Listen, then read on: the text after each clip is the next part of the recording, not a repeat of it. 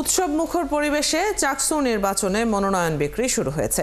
এতে স্বতঃস্ফূর্তভাবে অংশ নিচ্ছেন শিক্ষার্থীরা। এখন পর্যন্ত ২৮টি মনোনয়ন বিক্রি হয়েছে। এরই মধ্যে ক্যাম্পাসের নিরাপত্তা বাড়ানো হয়েছে। প্রকাশ হয়েছে চূড়ান্ত ভোটার তালিকা। মাহফুজ শুভ্র প্রতিবেদনে বিস্তারিত। চাকসু ও হল সংসদের মনোনয়নপত্র বিতরণের জন্য বসানো হয়েছে আলাদা আলাদা বুথ।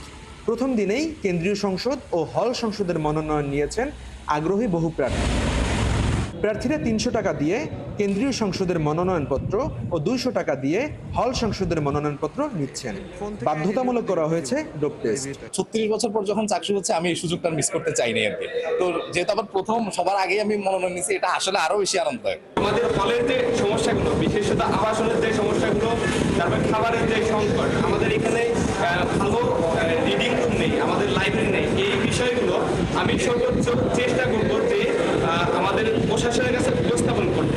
মনোনয়ন বিক্রি শুরুর পর থেকে পুরো ক্যাম্পাসে সৃষ্টি হয়েছে উৎসবের আমেজ। শিক্ষার্থীরা বলছেন, ছাত্র সংসদ নির্বাচনের মধ্য দিয়ে তাদের দীর্ঘদিনের বঞ্চনা শেষ হবে। আমরা ভাবছি যে চাকসু মানে শুধু একটা ক্যাফেটেরিয়া যেখানে খাওয়া পাওয়া যায় 30 টাকার মোরগ পোলাও, কিন্তু না, এখন আমাদের আসন্ন চাকসু নির্বাচন নিয়ে আমাদের সত্যি অনেক এক্সপেকটেশন আছে। আর নির্বাচনী আমেজের কথা বলবো যে আমাদের ক্যাম্পাসে এখন হচ্ছে নির্বাচনী প্রচারণাটা ওভাবে শুরু হয় নাই, তো ওই জন্য কোনো আমেজই নাই বলা যায়।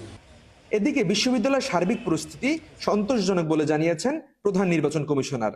তিনি আরও জানান, মনোনয়নপত্র দেওয়ার সময় নির্বাচন সংক্রান্ত কিছু নির্দেশনাও দেওয়া হচ্ছে। গার্ডিয়ান হিসাবে, শিক্ষক হিসাবে আমি বলবো যে বাবারে করো না, এই কাটাকাটি করো না।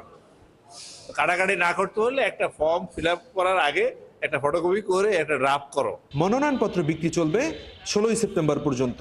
এটি জমা দেওয়ার পর আগামী বৃহস্পতিবার হবে যাচাই বাছাই। 21 সেপ্টেম্বর প্রকাশ করা হবে প্রার্থীদের প্রাথমিক তালিকা, আর নির্বাচন 12ই অক্টোবর। মাহফুজ শুভ্র, ৭১, চট্টগ্রাম।